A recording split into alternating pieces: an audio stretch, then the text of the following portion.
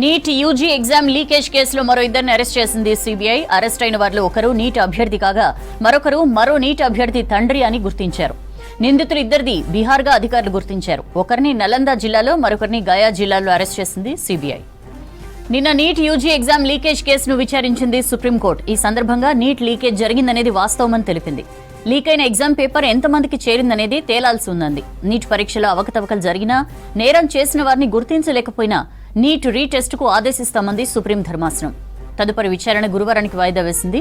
July 10 లోపు మరోసారి affidavit దాఖలు చేయాలని కేంద్ర ప్రభుత్వం సిబిఐ, ఎన్టీఏను ఆదేశించింది సుప్రీంకోర్టు.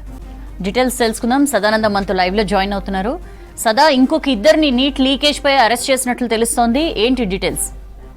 ఎస్ సౌజన్య, నీట్ యూజీ పేపర్ లీకేజ్ కేసుకు సంబంధించిన సిబిఐ ఇన్వెస్టిగేషన్ చేస్తుంది ఈ కేసుని. యాక్చువల్గా దేశవ్యాప్తంగా మొత్తం 6 ఎఫ్ఐఆర్లు నమోదయ్యాయి. సో ఈ 6 ఎఫ్ఐఆర్లను కూడా సిబిఐ టేకప్ చేసి దీన్ని మొత్తం కూడా కేంద్ర ప్రభుత్వ ఆదేశాలతోటి దీనిపైన ఇన్వెస్టిగేషన్ చేస్తుంది. సో దీనిలో భాగంగానే ఇప్పటి వరకు మొత్తం దేశవ్యాప్తంగా 9 మందిని అరెస్ట్ చేస్తే ఈరోజు మరో ఇద్దరిని, ఇందులో ఒక అభ్యర్థి, ఎగ్జామ్ రాసిన అభ్యర్థి సన్నీ అనే స్టూడెంట్ ఉన్నాడు. సో ఇతను అటు బీహార్కు సంబంధించిన నలంద డిస్టిక్ నుంచి, ఇక మరో వ్యక్తి ఇటు రంజిత్ కుమార్ అనే వ్యక్తి, ఈయన ఆస్పిరెంట్ ఎవరైతే ఎగ్జామ్ రాసిండో వాళ్ళ ఫాదర్ రంజిత్ కుమార్ అనే వ్యక్తి. వీళ్ళిద్దరిని కూడా ఈరోజు బీహార్ నుంచి వీళ్ళిద్దరిని అరెస్ట్ చేశారు.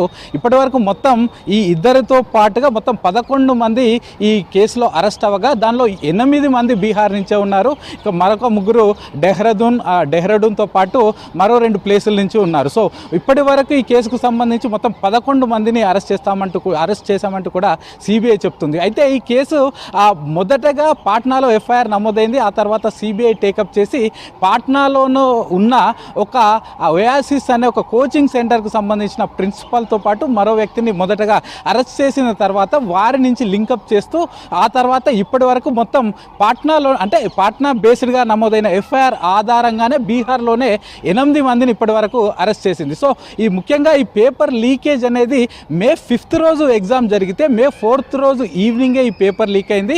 సో ఆ పేపర్ లీక్ అయిన తర్వాత ఇది టెలిగ్రామ్లో ఈ పేపర్ని అంతా కూడా వాళ్ళకు ఆస్పిరెంట్కి, అలాగే ఓ ఇన్స్టిట్యూట్కి సంబంధించిన మేనేజ్మెంట్కి, దీంతో పాటు ఇంకొంతమంది ఆస్పిరెంట్కి షేర్ చేశారని కూడా ఇటు చాలా వరకు ఆరోపణలు వస్తున్నాయి. సో దాన్ని బేస్ చేసుకొని ఎఫ్ఐఆర్ జరిగింది. ఆ ఎఫ్ఐఆర్ను బేస్ చేసుకొని సిబిఐ ఇన్వెస్టిగేట్ చేస్తే సో మే 4th రోజు ఈ పేపర్ లీక్ అయినట్టు తెలిసింది. ఆ తర్వాత నెక్స్ట్ ఆ రోజు నైట్ కొంతమంది అభ్యర్థులను, ఎవరైతే నీట్కి ప్రిపేర్ అవుతున్నారో వాళ్ళందరినీ కూడా ఇటు పాట్నాలో ఒక ప్లేస్కి తీసుకొచ్చి వాళ్ళందరికీ ఒక దగ్గర కూర్చుండబెట్టి వాళ్ళందరినీ ట్రైన్ చేసి నెక్స్ట్ డే ఎగ్జామ్కు పంపినట్లు కూడా ఇప్పటివరకు సిబిఐ అధికారులు గుర్తించారు. సో దీనికి సంబంధించి మరోవైపు ఇటు దేశవ్యాప్తంగా జరుగుతున్న ఈ ఆందోళనల వల్ల, అలాగే సుప్రీంకోర్టులో చాలా వరకు మొత్తం 38 పిటిషన్లు కూడా దాఖలు చేశారు. సో దానిపైన నిన్న విచారణ చేసిన ఇటు supreme court chief justice Y V Chandrachud కూడా క్లియర్గా చెప్పారు. ఇప్పటి వరకు పేపర్ లీకేజ్ అయిందనేది మాత్రం క్లియర్గా స్పష్టమైంది. కానీ ఆ పేపర్ లీకేజీ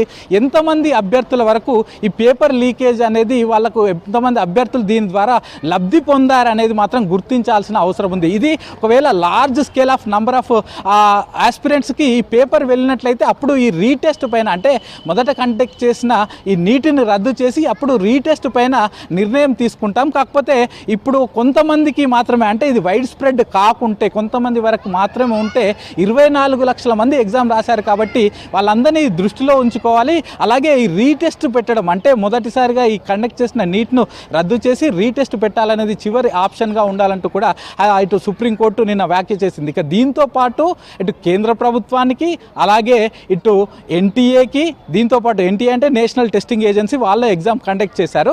దీంతో పాటు ఇటు సిబిఐ కూడా ఈ కేసును టేకప్ చేసి ఇప్పటి వరకు దీన్ని ఇన్వెస్టిగేషన్ చేస్తుంది. కాబట్టి ఈ సిబిఐని కూడా రేపటిలోగా పూర్తిగా ఈ కేసుకు సంబంధించిన డీటెయిల్స్ అన్నీ కూడా ఒక రిపోర్టు సుప్రీంకోర్టులో ప్రజెంట్ చేయాలంటూ కూడా చెప్పింది. ఇక దీంతో పాటు ఈ ఎవరైతే ఇప్పుడు ఇదంతా మీరు టెలిగ్రామ్లో అయిందంటున్నారు కాబట్టి ఈ సైబర్ సెక్యూరిటీ సెల్కి సంబంధించిన ఫోరెన్సిక్ ల్యాబ్ను ఉపయోగించుకొని ఈ మొదట నిందితులు ఎవరైతే ఉన్నారో, అరెస్ట్ అయ్యారో, ఎవరికి మొదట పేపర్ వచ్చిందో నీట్ పేపర్, వాళ్ళ త్రూగా ఎవరెవరికి వెళ్ళింది అనే అంశాలను కూడా పూర్తిగా ఇన్వెస్టిగేట్ చేసి రేపటి వరకు రిపోర్ట్ ఇవ్వాలంటూ కూడా కూడా సుప్రీంకోర్టు చెప్పింది. సో దీనిపైన పూర్తిగా ఇన్వెస్టిగేషన్ చేసిన సిబిఐ ఇప్పటి వరకు మొత్తం 11 మందిని అరెస్ట్ చేసింది. దీనిలో ఇటు బీహార్కు సంబంధించిన వాళ్ళే 8 మంది ఉన్నారు. సో ఈ డీటెయిల్స్ అన్నింటితోటి కలిపి రేపు సుప్రీంకోర్టులో వీళ్ళు ఒక స్టేటస్ రిపోర్ట్ ఇవ్వనున్నారు సిబిఐ అధికారులు. దీంతో పాటు నేషనల్ టెస్టింగ్ ఏజెన్సీని కూడా 3 విషయాలు అడిగింది ఇటు సిబిఐ అటు సుప్రీంకోర్టు.